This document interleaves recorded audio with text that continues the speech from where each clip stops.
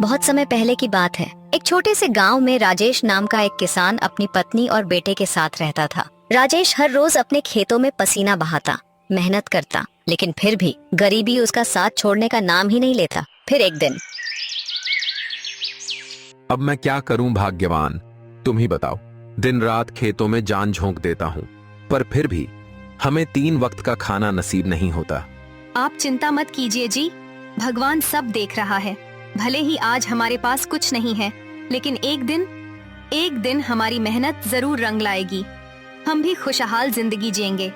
मालिनी के प्यार और हिम्मत देने वाले शब्दों ने राजेश के दिल को छू लिया। उसके चेहरे पर थोड़ी उम्मीद की रोशनी दिखने लगी और वो फिर से खेतों की ओर निकल पड़ा, जहाँ रास्ते में उसका बचपन का दोस्त मोनू मिलता है। क्या बात है भाई, सुबह सुबह ऐसे ही निकल पड़े? लगता है भाभी जी का मूड ज्यादा ही खराब है आज, तभी खेतों की ओर भाग रहे हो, है ना? अरे नहीं यार, अब क्या बताऊं तुम्हें।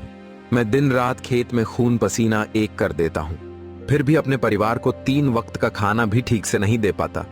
मुझे तो खुद पर शर्म सी आती है। तू ऐसा क्यों नहीं करता भाई? देखना, आजकल बाजार में हरी सब्जियों की कितनी डिमांड है। तू भी अपने खेत में बैंगन, भिंडी, लौकी जैसी सब्जियां उगाना शुरू कर, फिर देखना। मोनू की बात राजेश के दिल को छू गई। अब उसके मन में एक नई उम्मीद की किरण जाग चुकी थी। ठीक है भाई, मैं फिर बाद में मिलता हूँ, अभी मुझे थोड़ा काम है। इतना कहकर मोनू वहाँ से चला जाता है और राजेश उसी बात को लेकर गहराई से सोच में डूबा रह जाता है। ये मेरे दिमाग में क्यों नहीं आया? ये मोनू तो मुझे बहुत ही बढ़िया उपाय बताया है। अगर मैं अपने खेत में हरी भरी सब्जियां लगाऊं तो जरूर उससे मेरी हालत में सुधार आ सकती है। इतना सोचते हुए राजेश के चेहरे पर उम्मीद की एक हल्की सी रेखा उभर आती है और फिर वो तेज कदमों से अपने घर की ओर लौट पड़ता है। क्या हुआ जी, आप खेत से इतनी जल्दी लौट आए? सब ठीक तो है ना? राजेश मालती को मोनू की सारी बातें बड़े ही उत्साह से बताता है। मालती भी मुस्कुराकर उसका साथ देती है। उसी दिन राजेश बाजार जाता है और अपने खेतों के लिए हरी भरी सब्जियों के बीज लेकर लौटता है। फिर अगले दिन